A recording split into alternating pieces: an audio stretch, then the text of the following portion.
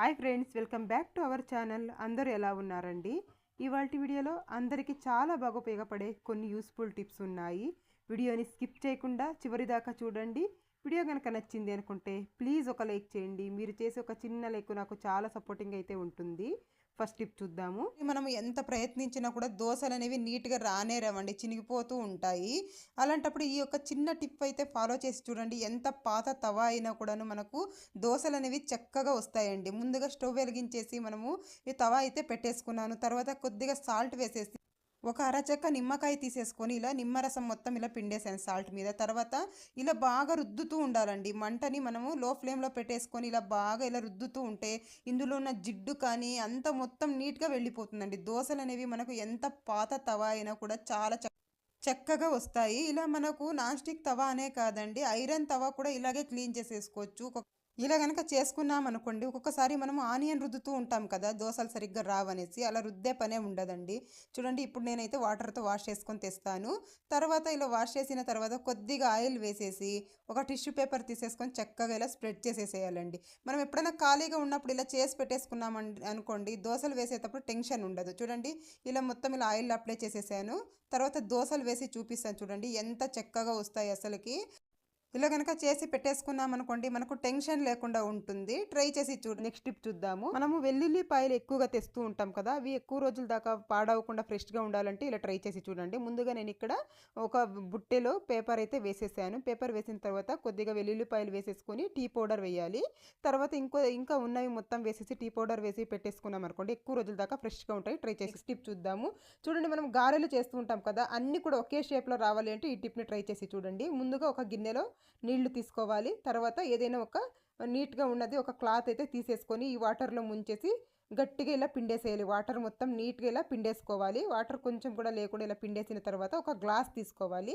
చిన్నది ఒక గ్లాస్ తీసేసుకొని గ్లాస్కి ఇలా వీడియోలో చూపించిన విధంగా ఈ క్లాత్ని గ్లాస్ మీద వేసేసి ఇలా టైట్గా ముడి వేసుకోవాలి. ఇలా టైట్గా ముడి వేయాలండి, లూజ్ ఉండకూడదు. ఇలా టైట్గా ముడి వేసేసిన తర్వాత ఇప్పుడు మనము దీంట్లో అయితే గారెలు వేస్తే చాలా చక్కగా ఒకే షేప్లో వస్తాయి. ఇప్పుడు కొద్దిగా గారెపిండి ఇలా తీసేసుకొని ఇలా వీడియోలో చూపించిన విధంగా ఇలా నీట్గా గారె షేప్లో అయితే ఇలా ఒత్తేసుకోవాలి. కాస్త చెయ్యి ఇలా తడుపుకున్నట్టయితే నీట్గా వస్తాయండి షేప్స్ అనేవి. ఇలా నీట్గా ఒత్తేసిన తర్వాత చిన్న హోల్ అయితే పెట్టేసుకున్నాను. ఇప్పుడు ఆయిల్లో వేసి చూపిస్తాను చూడండి, ఎంత చక్కగా పడిపోతాయో. మనం గ్లాస్ని కొద్దిగా ఇలా కదిపించినట్టు చేసామనుకోండి, నీట్గా పడిపోతుంది గారె అనేది. ఎన్ని గారెలైనా మనము నిమిషాలు ఇలా వేసేసుకోవచ్చు. ఈసారి మీరు గారెలు చేస్తే ఈ టిప్ మాత్రం అస్సలు మిస్ అవ్వద్దండి, చాలా చక్కగా వస్తాయి. ట్రై చేసి చూడండి. నెక్స్ట్ టిప్ చూద్దాము. నేను ఇక్కడ ఒక 2-3 స్పూన్ల మినప్పప్పు అయితే ఇలా నానపెట్టేశానండి. ఒక 4-5 గంటల సేపు ఇలా నానబెట్టేసుకోవాలి. నానబెట్టిన తర్వాత దీన్ని ఒక మిక్సీ జార్లో వేసేసి ఒక హాఫ్ గ్లాస్ పచ్చి పాలు పోసేసి మిక్సీ పట్టుకోవాలి. మెత్తగా మిక్సీ పట్టేసుకోవాలండి. ఇలా మెత్తగా మిక్సీ పట్టుకున్న తర్వాత దీన్ని మొత్తం ఒక గిన్నెలోకి అయితే తీసేసుకుంటున్నాను. ఇది అయితే మనకు ఫేస్ ప్యాక్కి చాలా బాగా పనిచేస్తుందండి. మనం ఎప్పుడైనా పెళ్ళిళ్ళకి కానీ ఫంక్షన్స్ కానీ వెళ్ళాలి అన్నప్పుడు ఈ ప్యాక్ ఒకసారి ట్రై చేసి చూడండి, చాలా చక్కగా అయితే ఉంటుంది. స్కిన్ మంచి గ్లో అయితే వస్తుంది. ఇలా బాగా ఒక 2-3 నిమిషాల్లో బాగా రబ్ చేసేసి ఒక 5 నిమిషాలు వదిలేసేయాలండి. బాగా ఇలా రబ్ చేసేసి ఒక 5 నిమిషాలు వదిలేసామనుకోండి, మన స్కిన్ మనమే నమ్మలేము, అంత చక్కగా అవుతుంది. చూడండి, కొద్దిగా ఇలా నేను ఇలా ఇది చేసి కూడా మీకు చూపిస్తున్నాను, ఎంత బాగా మెరుస్తూ ఉందో స్కిన్ అనేది. వాష్ చేసి కూడా చూపిస్తాను చూడండి, ఎంత బాగా ఉంటుందో అసలుకి. మీరు ఎప్పుడైనా ట్రై చేసి చూడండి ఒకసారి, మీరే ఆశ్చర్యపోతారు. చూస్తున్నారు కదా, డిఫరెన్స్ అయితే మీరే గమనిస్తూ ఉన్నారు. నెక్స్ట్ టిప్ చూద్దాము. మనము వంట సోడా అయితే తెచ్చుకుంటూ ఉంటాం కదా, తెచ్చుకొని ఇలా ఒక డబ్బాలో పోసి పెట్టేసుకుంటూ ఉంటాము. ఇవి కొన్నిసార్లు ఎక్స్పైరీ డేట్ అనేది అయిపోతూ ఉంటుంది. ఇది ఎక్స్పైరీ డేట్ అయిపోయింది అనేది మనం ఎలా తెలుసుకోవాలో చూద్దాము. ముందుగా దీన్ని కొద్దిగా ఒక హాఫ్ స్పూన్ అయితే తీసేసుకొని ఇలా వాటర్లోకి వేయాలండి. ఇలా వేయగానే ఇలా బబుల్స్ లాగా రావాలి. ఇలా వస్తే అది ఎక్స్పైర్ అవ్వలేదని అర్థం అండి. ఇలా బబుల్స్ రాలేదు అనుకోండి, అది ఎక్స్పైర్ అయిపోయిందని. ఎక్స్పైర్ అయినది వాడకూడదు. ట్రై చేసి చూడండి. నెక్స్ట్ టిప్ చూద్దాము. ఎవరికైనా పీరియడ్స్ టైంకి రాకపోవడము, అలాగే పీసీఓడి ప్రాబ్లమ్స్తో బాధపడే వారికి ఈ టిప్ అయితే చాలా బాగా ఉపయోగపడుతుంది. ముందుగా ఒక గ్లాస్ వాటర్ వేసేసుకున్నాను ఒక గిన్నెలోకి. అలాగే ఒక స్పూన్ మెంతులు వేసేసి దీన్ని బాగా మరిగించుకోవాలండి. ఒక 10 నిమిషాలు ఇలా బాగా మరిగించేసేయాలి. ఇలా మరిగించినప్పుడు చూడండి, వాటర్ కూడా కలర్ చేంజ్ అయిపోయాయి. ఇప్పుడు వీటిల్ని వడగట్టేసుకోవాలండి. ఇప్పుడు ఒక 5 నిమిషాలు అలా వదిలేసి ఇలా వడగట్టేసుకున్నాం అనుకోండి, మనకి వాటర్ అయితే రెడీ అయిపోతుంది. రోజు పరగడుపున ఈ వాటర్ని తీసుకోవడం వల్ల పీరియడ్స్ అనేవి టైంకి వస్తాయి. అలాగే పీసీఓడి ప్రాబ్లం అనేది కూడా క్రమక్రమేణా తగ్గిపోతుంది. ట్రై చేసి చూడండి. మనం అల్లం ఎక్కువగా తెచ్చేస్తూ ఉంటాం కదా! ఈ సమ్మర్‌లో అయితే తొందరగా పాడైపోతూ ఉంటుంది. ఫ్రిడ్జ్‌లో పెట్టినా కూడా ఎక్కువ రోజుల దాకా నిలువ ఉండదు. కొంతమంది అయితే ఫ్రిడ్జ్‌లో పెట్టరండి. అలాంటి వాళ్ళకైతే ఈ టిప్ చాలా బాగా ఉపయోగపడుతుంది. ముందుగా అల్లం మొత్తం తీసేసుకున్నాను. మీ దగ్గర ఎంత అల్లం ఉంటే అంత మొత్తం తీసేసుకోండి. తీసేసుకున్న తర్వాత ఇలా ప్లాస్టిక్ కంటైనర్ ఒకటి తీసేసుకోండి, ఏదైనా ఒకటి. తీసేసుకున్న తర్వాత అందులోకి వాటర్ పోసేసుకోవాలండి. ఒక గ్లాస్ వాటర్ అయితే వేసేస్తున్నాను. మీ దగ్గర అల్లం ఎంత ఉందో చూసుకొని వాటర్ అయితే తీసుకోండి. అల్లం మునిగేదాకా ఉండాలండి వాటర్. ఇలా మొత్తం అల్లం మొత్తం ఇలా పెట్టేసుకుంటున్నాను. అల్లం మొత్తం ఇలా మునిగిపోయేదాకా వాటర్ అయితే పోసుకోవాలండి. కాస్త పెద్ద డబ్బా అయితే తీసుకోండి. మీ దగ్గర అల్లం ఎంత ఉందో చూసుకొని తీసుకోండి. ఇలా పోసేసుకున్న తర్వాత మూత పెట్టేసి కనుక మనం పెట్టేసామనుకోండి, ఫ్రిడ్జ్లో పెట్టకపోయినా ఒక నెల రోజుల దాకా ఫ్రెష్గా ఉంటుందండి. ఈ వాటర్ని వారానికి ఒకసారి చేంజ్ చేస్తూ ఉంటే సరిపోతుంది. ఈ సమ్మర్లో అయితే ఈ టిప్ చాలా బాగా ఉపయోగపడుతుంది. తప్పకుండా ట్రై చేసి చూడండి. నెక్స్ట్ టిప్ చూద్దాము. కొన్నిసార్లు కుక్కర్లో విజిల్ రాకపోవడము, అలాగే వాటర్ లీక్ అవ్వడం ఇలా అవుతూ ఉంటుంది కదా! అలాంటప్పుడు ఈ టిప్ అయితే ట్రై చేయండి. ముందుగా గ్యాస్కెట్‌కి కొద్దిగా కుకింగ్ ఆయిల్ తీసేసుకోండి. గ్యాస్కెట్‌ని ఇలా ఓపెన్ చేసేసి కొద్దిగా కుకింగ్ ఆయిల్‌ని తీసేసుకొని ఈ గ్యాస్కెట్ మొత్తం అప్లై చేయాలండి. ఇలా నీట్‌గా ఇలా అప్లై చేసేసి కనుక మనము యూజ్ చేసుకున్నాం అనుకోండి, వాటర్ లీక్ అవ్వకుండా ఉంటుంది. అలాగే విజిల్ కూడా వస్తుంది. పప్పు ఇలాంటిదంతా కూడా ఎగురుతుంటుంది కదా మూతకి, అలా కూడా కాకుండా ఉంటుంది. ఇలా ఆయిల్ అప్లై చేసేసి మనం కనుక ఇలా మూత పెట్టేసి వాడుకున్నాం అనుకోండి, వాటర్ లీక్ అవ్వడం కానీ, విజిల్ రాకపోవడం కానీ ఇలాంటి ప్రాబ్లమ్స్ అన్నిటి కూడా ఇది చాలా బాగా ఉపయోగపడుతుందండి. ఒకసారి తప్పకుండా ట్రై చేసి చూడండి. ఈ టిప్ అయితే చాలా బాగా ఉపయోగపడుతుంది కుక్కర్ వాడేవాళ్ళ ప్రతి ఒక్కరికి. నెక్స్ట్ టిప్ చూద్దాము. మనము కొన్నిసార్లు ఈ ఛార్జింగ్ వైర్లు అయితే ఇలా చుట్టి పెట్టేస్తూ ఉంటాము. ఇలా విడిపోయి మొత్తం చిందరబందరగా అయిపోతూ ఉంటాయి. అలా కాకుండా ఇలా ఒకసారి ట్రై చేసి చూడండి. చూడండి వీడియోలో చూపించిన విధంగా ఇలా నీట్‌గా చుట్టేసుకోవాలి. ముందుగా కాస్త వైర్ పైకి తీసేసుకొని, తర్వాత వెనక్కి వైర్ ఇలా లాగేసామనుకోండి చాలా నీట్‌గా ఉంటుంది. మనం హ్యాండ్ బ్యాగ్‌లో కూడా తీసుకెళ్ళొచ్చు. లేకపోతే ఇంట్లోనే కానీ ఇలా నీట్‌గా చుట్టి పెట్టేసామనుకోండి, ఎన్ని రోజులైనా కూడా చిందరబందర అవ్వకుండా ఉంటుంది. మనం తీసేదాకా పోదండి. అంత నీట్‌గా ఉంటుంది చూడడానికి కూడా. తప్పకుండా ట్రై చేసి చూడండి. నెక్స్ట్ టిప్ చూద్దాము. ఆపల్స్ కొంతమంది కట్ చేస్తూ ఉంటారు కదండి. మధ్య భాగంలో విత్తనాలు ఉంటాయి కదా! విత్తనాలు తీయాలంటే కష్టంగా ఉంటుంది. ఇలా ఒకసారి ట్రై చేసి చూడండి. ఈజీగానైతే కట్ చేసేసుకోవచ్చు. వీడియోలో చూపించిన విధంగా అటు ఇటు ఇలా కట్ చేసేసుకోవాలి. తర్వాత చూడండి ఇటువైపు సైడ్లలో కూడా ఇలా కట్ చేసేసుకున్నాం అనుకోండి, మధ్య భాగం మొత్తం మనకు సపరేట్ అయిపోతుంది. పిల్లలు కూడా ఈజీగా కట్ చేసేసుకొని తినేస్తారండి. ఒక్కసారి మనం చూపించామనుకోండి, వాళ్ళు ఈజీగా కట్ చేసి తినేస్తారు. చూసారా మధ్య భాగంలో విత్తనాలు మొత్తం సపరేట్ అయిపోయాయి. మీరు కూడా ఒకసారి ట్రై చేసి చూడండి, యూజ్ అవుతుంది అనుకుంటే. నెక్స్ట్ టిప్ చూద్దాము. వాటర్ బాటిల్స్ కొన్నిసార్లు ఇలా క్యాప్ వేసి పెట్టడం వల్ల బ్యాడ్ స్మెల్ వస్తూ ఉంటాయి. అలా రాకుండా ఉండాలి అంటే ఈ టిప్ని అయితే ట్రై చేసి చూడండి. ముందుగా కొద్దిగా రాళ్ళ ఉప్పు వేసేసుకుంటున్నానండి. తర్వాత కొంచెం వంట సోడా వేసుకోవాలి. కొంచెం ఇలా వంట సోడా వేసేసుకుంటున్నాను. తర్వాత వంట సోడా వేసిన తర్వాత ఒక గ్లాస్ హాట్ వాటర్ వేసేసేయాలి. హాట్ వాటర్ వేసేసి మూత పెట్టేసి ఒక 5 నిమిషాలు పక్కన పెట్టేసేయాలండి. ఇలా మూత పెట్టేసి ఒక 5 నిమిషాలు పక్కన పెట్టేసామనుకోండి, చాలా నీట్‌గానైతే క్లీన్ అయిపోతుంది. ఒక 5 నిమిషాలు పక్కన పెట్టేసి ఒక 2 సార్లు ఇలా షేక్ చేసేసి మనము నార్మల్ వాటర్తో వాష్ చేసేసామనుకోండి, బ్యాడ్ స్మెల్ వెళ్ళిపోతుంది. అలాగే బాటిల్ కూడా చూడడానికి క్లీన్‌గా వాష్ అయిపోతుంది. తప్పకుండా ట్రై చేసి చూడండి. చూసారా ఈ వాటర్ మొత్తం పడేసి నార్మల్ వాటర్తో వాష్ చేసామనుకోండి క్లీన్ అయిపోతుంది. ట్రై చేయండి. నెక్స్ట్ టిప్ చూద్దాము. మనము బెల్లం ఎక్కువగా తెస్తూ ఉంటాం కదా! కొన్నిసార్లు కలర్ చేంజ్ అయిపోయి టేస్ట్ కూడా మారిపోతూ ఉంటుంది. స్మెల్ వచ్చేస్తూ ఉంటుంది. అలా కాకుండా ఉండాలి అంటే ఈ టిప్ని అయితే ట్రై చేయండి. బెల్లం డబ్బాలో కొద్దిగా శుంఠి అండి, శుంఠి వేసి పెట్టాలి. అదే అండి డ్రై జింజర్ అంటారు కదా! దాన్ని కొద్దిగా వేసేసి కనుక మనం స్టోర్ చేసేసుకున్నాం అనుకోండి, ఎన్ని రోజులైనా స్మెల్ పోకుండా ఉంటుంది. అలాగే కలర్ కూడా చేంజ్ అవ్వకుండా ఉంటుంది బెల్లం అనేది. తప్పకుండా ట్రై చేసి చూడండి. మనం ఎన్ని రోజులు పెట్టినా కూడా మంచి స్మెల్ వస్తూ ఉంటుంది. అలాగే కలర్ కూడా చేంజ్ అవ్వదు. బెల్లం డబ్బాలో ఒక ముక్క డ్రై జింజర్ వేయడం వల్ల. ట్రై చేసి చూడండి, యూజ్ అవుతుంది అనుకుంటే. నెక్స్ట్ టిప్ చూద్దాము. మనం ఎప్పుడైనా హోటల్స్కి వెళ్ళినప్పుడు చూస్తూ ఉంటాం కదండి, కీరా దోసని డిజైన్గా కట్ చేసి ఉంటారు. ఎలా అంటే ఇలానే అండి, చాలా ఈజీగానైతే కట్ చేసేసుకోవచ్చు. ఇలా కనుక కట్ చేసి ఇచ్చినామనుకోండి, పిల్లలు ఇష్టంగా తినేస్తారు. ఒక ఫోర్క్ తీసేసుకోండి. ముందుగా పొట్టు తీసేసేయాలండి. పొట్టు తీసిన తర్వాత ఒక ఫోర్క్ తీసేసుకొని ఇలా వీడియోలో చూపించిన విధంగా ఇలా గీతల్లాగా పెట్టేసుకోవాలి. మొత్తం కీరా దోసకి ఇలా నీట్గా ఇలా గీతల్లాగా అయితే పెట్టేసుకోవాలి. ఇలా గీతల్లాగా పెట్టేసుకున్న తర్వాత ఇలా కట్ చేసేసుకోవడమే. మంచిగా డిజైన్స్ అయితే వచ్చేస్తాయండి. పిల్లలు ఇష్టంగా తింటారు. మనం హోటల్స్లో కొన్నిసార్లు చూస్తూ ఉంటాం కదా, ఇలా డిజైన్గా కట్ చేసి ఉంటారు. ఇది చాలా ఈజీ అండి కట్ చేయడము. పిల్లలు అయితే చాలా ఇష్టంగా తింటారు. కీరా దోస తినని వాళ్ళు కూడా ఇలా కట్ చేసి ఇచ్చేసామనుకోండి, చూడగానే ఇష్టంగా తినేస్తారు. మీకు కనుక యూజ్ అవుతుంది అనుకుంటే ట్రై చేసి చూడండి.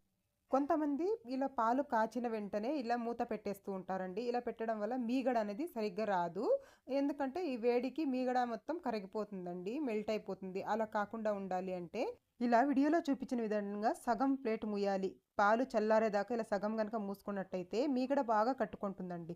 పాలు చల్లారిన తర్వాత కావాల్సింటే మనము పూర్తిగా మూసేసుకోవచ్చు ప్లేట్ అనేది. ట్రై చేసి చూడండి, యూజ్ అవుతుంది అనుకోండి. నెక్స్ట్ టిప్ చూద్దాము. బెండకాయలు కట్ చేసుకుంటూ ఉంటాం కదండి మనము. కొన్నిసార్లు ఇలా కట్ చేస్తూ ఉన్నప్పుడు బెండకాయలు కట్ చేసేటప్పుడు ఎప్పుడైనా సరే ఇలా అదుక్కుపోతూ ఉంటాయి బెండకాయలు. అలా కాకుండా ఉండాలి అంటే కొద్దిగా ఒక డ్రాప్ ఇలా కుకింగ్ ఆయిల్ వేసేసుకోండి చాకుకి. ఇలా ఆయిల్ వేసేసి బాగా ఇలా అప్లై చేసేసేయండి. ఇలా కనుక చేసినట్లయితే చాకుకి ఎక్కువగా అతుక్కోకుండా ఉంటాయండి. చాలా నీట్గానైతే ఉంటుంది.